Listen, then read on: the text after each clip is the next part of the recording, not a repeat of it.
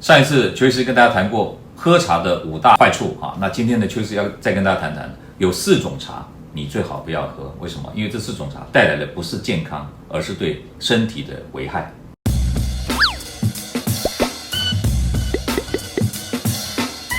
健康加财富，知足就是福。在今天节目开始以前呢，请大家永远订阅邱医师的频道啊！订阅的人数越多，邱医师讲的越起劲。我会帮大家找到更多更有医学实证、科学根据的医学常识来分享给大家，帮助更多的人。好，我们一起来努力哦。第一种不能喝的茶呢，叫做储存不当的隔夜茶。但是讲到这个储存不当的隔夜茶的时候呢，这是有但书的不是一概而论不能喝那种储存不当的隔夜茶，是因为以前泡茶的方式都是用热水去冲泡，放一段时间变成室温的茶。这种室温的茶，如果你放在桌面上呢，隔了1个晚上，细菌的作用以后，通常那个茶水已经变质了。第2天打开一看呢，你把它倒出来，你发现有点浑浊的现象，甚至有点酸味、变质的味道。这种茶当然是不能喝，因为喝了以后容易引起肠胃的不适但是呢，现在这个观点有点改变。我举例来说，像邱医师泡的茶是冰泡茶，我用保冷的水壶，然后呢，我茶叶泡上去以后，我的冲泡方式通常都是会用热水先冲一遍，然后呢，第一泡一定先倒掉这个我在之前的影片跟大家提过。我这个第一泡倒掉，有人认为不必要，但是我认为我有必要。大家可能不相信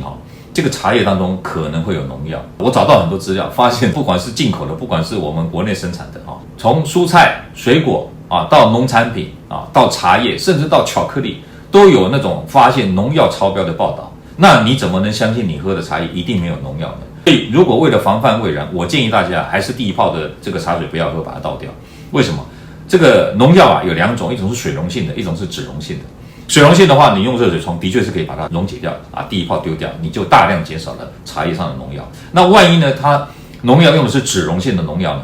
基本上来讲，用热水冲的时候呢，它也会有一点点油脂浮出来，因为热水会让油浮出来嘛。那浮出来你也是倒掉的嘛。那即便是没有浮出来的，它粘附在这个茶叶上，我们只要不去吃这个茶叶我们喝的茶汤就比较不会溶出一些不好的物质出来大家可以在留言区讨论，看你用什么方式喝茶，你认为怎么样才可以喝到健康，不要喝到危害我们现在泡茶不一定是用热水、开水去冲泡，像我用冰泡，有的人就用冷泡茶。那这种冷泡茶或我的这种冰泡茶，其实它放隔夜是没有问题的。第2天倒出来的那个茶水还是冰冰凉凉的而且倒出来大家看一下，非常的澄清，非常的透明。那这种茶水是可以喝的，而且用冰泡的方式不会溶出太多的单宁酸，可是可以溶出很多的儿茶素，它有健康，但是不会有一些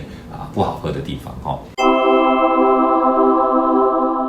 第2个呢，就是农药残留超标的茶我刚刚有提过了茶叶的种植过程当中，为了防止虫害，可能会喷洒农药。即便是像我这个好朋友，他说他用生物防治法来防虫害用有机方式栽培，不会用一些什么化肥或者什么其他的添加的东西。但是我认为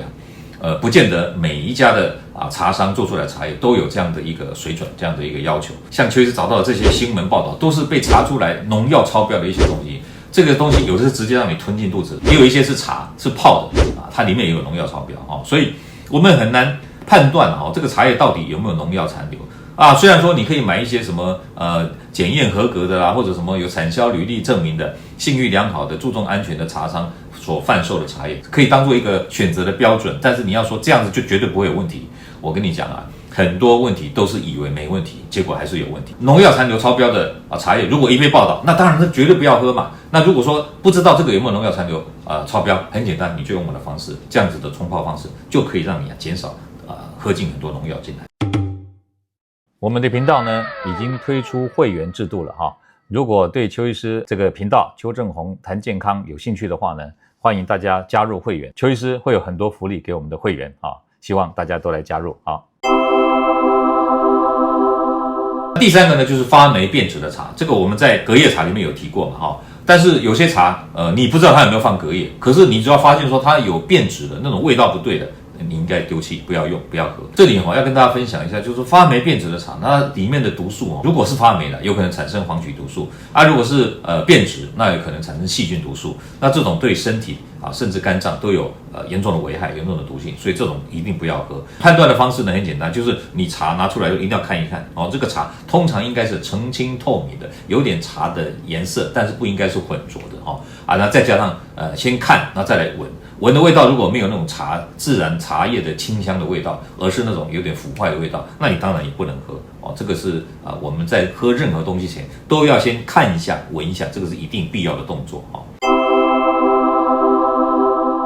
最后一个建议大家不要喝的茶呢，就是那个太浓的茶哈。当然太浓的茶，你要说它好的儿茶素含量高，我可以接受啦。不过通常太浓指的不是只有儿茶素，而是它里面的咖啡因、跟单宁酸、跟茶氨酸，这个浓度都已经过高。出现这种情况的茶，我们就认为说它是过于浓烈的茶。那这种过于浓烈的茶呢，第一个咖啡因过量，心悸啊、失眠、焦虑不安、头痛啊，这些一定会出现的问题。再来就是那个茶碱跟那个单宁酸，我们一再反复的说，那个容易刺激胃黏膜嘛，导致胃酸分泌比较多，会让你胃不舒服啊，尤其是胃食道逆流。像邱医师也有胃食道逆流我只要一喝茶浓一点的，然后又空腹喝，大概等一下胃酸就开始涌上来，会非常的不舒服。这个大家要注意那单宁酸之前跟大家提过，会影响铁质的吸收嘛，所以对于贫血患者或者是孕妇发育中的青少年，这个都是不利的，这不要喝这种过浓的茶